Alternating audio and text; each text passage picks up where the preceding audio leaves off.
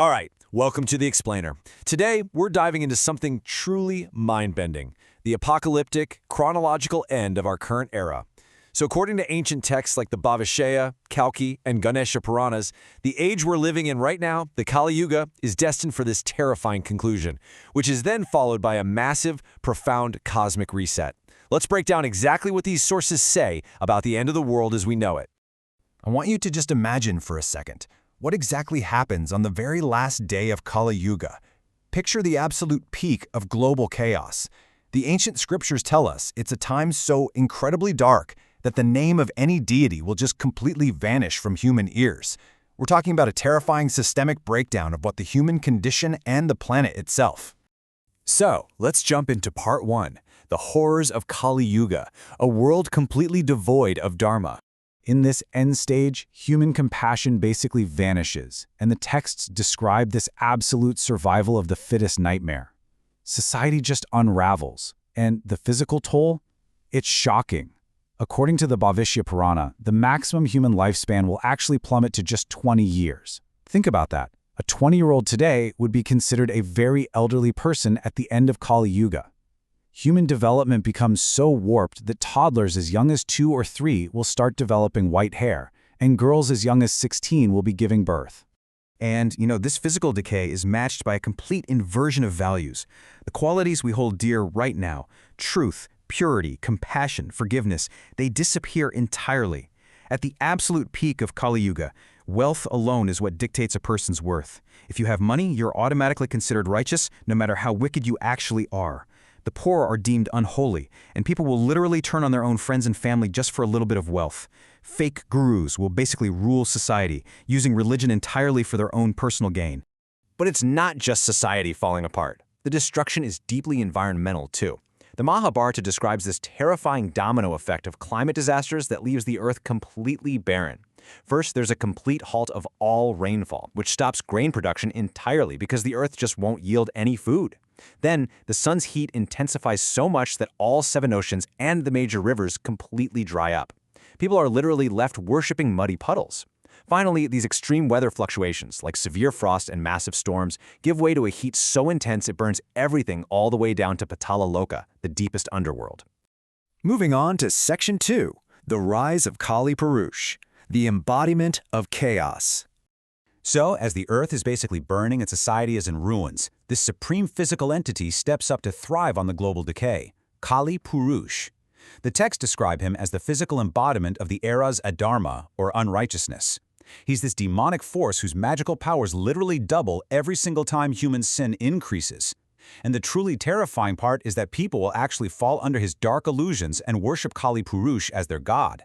They'll form a literal army against the divine, and because he shares his dark powers, ordinary humans will suddenly possess abilities greater than the deities themselves. But wait, before we hit the absolute dark climax, there's actually a wild silver lining here from the great sage Vyasa. Ironically, because the world is so incredibly difficult and just steeped in sin, kaluyug is actually the absolute most efficient era for spiritual devotion. What took a decade of intense meditation back in the golden age of Satyayuga, that takes just a single day of focused devotion in kaluyug. It's essentially a massive spiritual loophole for anyone willing to actually seek the truth. All right, Section 3, Kalki and the Immortals, the 10th Avatar returns. So right when humanity is fully corrupted and Sanatana Dharma is hanging by a thread, Lord Kalki, the highly anticipated 10th and final avatar of Lord Vishnu, finally descends to Earth. But here's the thing. He doesn't come alone. Ancient immortals, known as Chiranjivas, from previous eras have been quietly waiting for this exact moment. Lord Hanuman has actually been waiting on Earth since the Treta Yuga just to see his beloved Lord Ram reflected in the Kalki avatar. And Lord Parashuram, the 6th avatar of Vishnu, is said to be meditating right now on Mount Mahendragiri, destined to step forward and be Kalki's martial guru. The Puranas also give us incredible details about Kalki's life, right down to his family structure. He brings these incredibly powerful divine energies with him into the new era. His wives, Padma and Rama, are incarnations of the goddess Lakshmi and Vaishnavi, and together with his 4 sons, Jaya, Vijaya, Meghaval, and Bala, Kalki basically represents the full return of divine presence to the earth. Now this brings us to a huge question regarding the final apocalyptic battle. Does Kalki fight alone? Most people picture Kalki riding in to single-handedly destroy the wicked, but there's a massive, hidden twist buried deep within the Puranic texts. That takes us to Section 4, Ganesha's destructive avatar, the hidden twist. According to the Ganesha Purana, Lord Vishnu is definitely not fighting this alone. We all know that classic famous image, right? Lord Kalki charging into battle on his magnificent white horse, Devadatta, wielding a sword to establish Dharma. But right alongside him will be a ferocious, four-armed avatar of Lord Ganesha, riding a striking, apocalyptic blue horse. I mean, it is just an awe-inspiring and honestly terrifying picture of divine retribution arriving to wipe out the wicked. Yeah, Ganesha totally sheds his gentle, obstacle-removing vibe here. He takes on these genuinely terrifying manifestations. As Dhumraketu, his body will literally emit intense blue flames.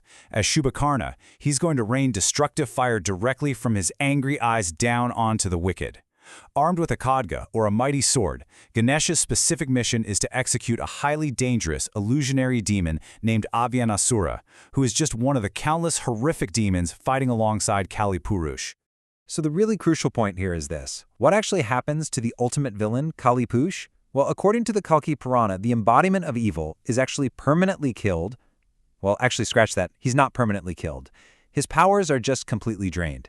He's subdued and reset, destined to inevitably reemerge in the next kalpa, or cosmic cycle. It really highlights the eternal, cyclical nature of time in Hindu cosmology, you know? Just light and dark, constantly chasing each other. Which leads us to our final part, Section 5, Rebirth of Satyayuga, the Great Cleansing. So, with all that Adharma violently purged from the earth, we enter this truly awe-inspiring chronological purification process. First, Ganesha's apocalyptic wrath finally subsides. He finds the pure saints who hid away in the mountains during all the chaos, he blesses them and tasks them with rebuilding Dharma. Then, nature basically hits the giant reset button. Torrential, relentless rainfall completely floods the corrupted earth. And after the flood, multiple suns rise up in the sky all at once to evaporate the massive floodwaters. The earth is perfectly cleansed, and life finally becomes possible again. And the timeline for this planetary reset? It's incredibly specific. The texts state that it takes exactly 12 continuous years of torrential rain to literally wash away the sins of the Kali Yuga. And that's immediately followed by the rising of exactly 12 blazing suns to dry the submerged earth out. It's only after this intense 24-year cosmic weather event that the pure age can truly dawn. All right, which brings us to the ultimate question for you, the focused learner. Now that you know this whole vast cosmic cycle is going to eventually reset in fire and flood, how are you going to use your fleeting time in the Kali Yuga today? Are you going to look at the chaos of our modern world as just an excuse for despair? Or will you remember Vedvyasa's insight and use it as this unprecedented, highly efficient opportunity for rapid spiritual growth? Honestly, the choice is entirely yours. Thank you so much for joining me on this deep dive, and keep seeking the truth.